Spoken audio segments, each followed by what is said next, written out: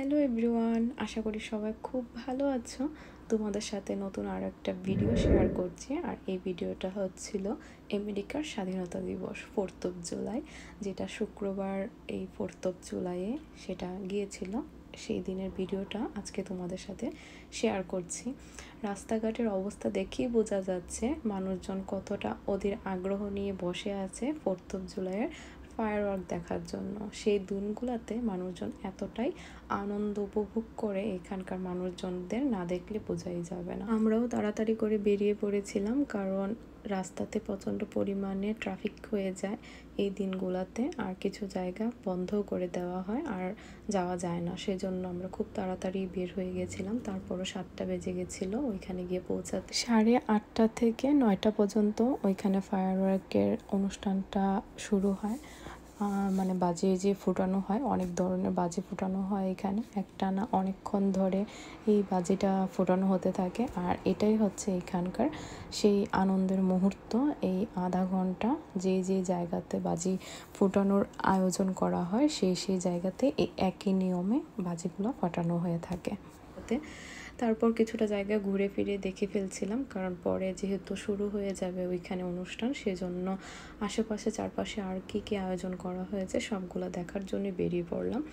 আর যেখানে ফায়ারওয়ার্ক করা হয় সে অপোজিটের সাইডে এইখানে ছিল খাবারের দোকান। তারপর ঘুরে দেখছিলাম কি খাওয়া দাওয়া করা যায়। আর এত পরিমাণ মাঝে একটা আওয়াজ দেওয়া হয়ে গেল যে ফায়ারওয়ার্ক ইতিমধ্যে শুরু হয়ে যাবে। সেজন্য এই যে আকাশে তারা জানান দিচ্ছিল ফায়ারওয়ার্কের জন্য তোমরা প্রস্তুত হও। তো এই জিনিসগুলো আকাশে দেখতে খুবই সুন্দর লাগছিল, আর এত তাড়াতাড়ি চলে যায় ভিডিওটাও করা যাচ্ছিল না। তো অসম্ভব সুন্দর ছিল এই দৃশ্যটা। তারপর এই যে একটু হেঁটে দেখছিলাম প্রচণ্ড মানুষ চারিদিকে চারিপাশে। আর এখন যেহেতু একটু রাত হতে সময় হয়, 8:30টার মতো বেজে যায়, একদম রাত হতে সন্ধ্যা লাগেই 8:30 বাজে। তো সেজন্য এখনও দিনই মনে হচ্ছিল, কিন্তু যখনই হঠাৎ করে একটু অন্ধকার হয়ে আসে তখনই মনে হয় যে এই তো মাত্র দেখলাম যে বিকাল ছিল, এখন এর মাঝে অন্ধকার হয়ে গেল। তো যাই হোক, একটু হাঁটাহাঁটি করলাম, সব চারপাশ ঘুরলাম।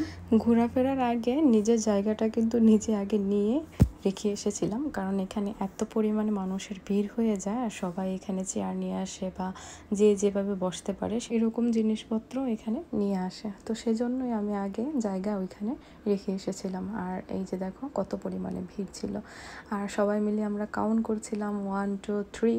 আর এর মাঝেই তোমার এখন শুরু হয়ে গেছে বাজি ফোটানো। আর এটাই ছিল প্রথম বাজি আকাশে ফোটানো। এই সুন্দর দৃশ্যগুলা সবাই আমরা এক আকাশের নিচে দাঁড়িয়ে আমরা এই আনন্দ উপভোগ করি এই মুহূর্তগুলো। আর এই প্রত্যেক বছর এই সময়ে আর এই দিনগুলোতেই এই ফায়ারওয়ার্কের এই বাজিগুলোকে ফাটানো হয়।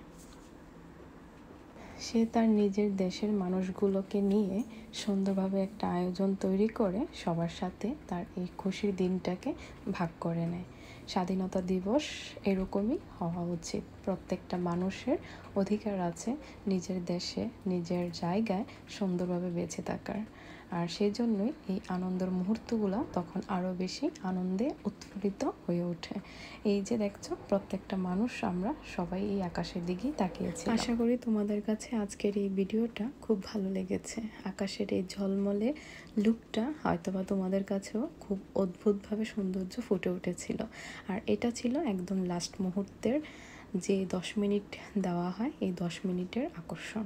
আর এটা ছিল আরও বেশি ঝমকালো, একটানা অনেকক্ষণ পর্যন্ত এই বাজিটা ফাটানো হতে থাকে। তো আশা করি সবাই খুব ভালো থাকবে। নতুন ভিডিও দেখার জন্য তোমাদেরকে অনেক ধন্যবাদ।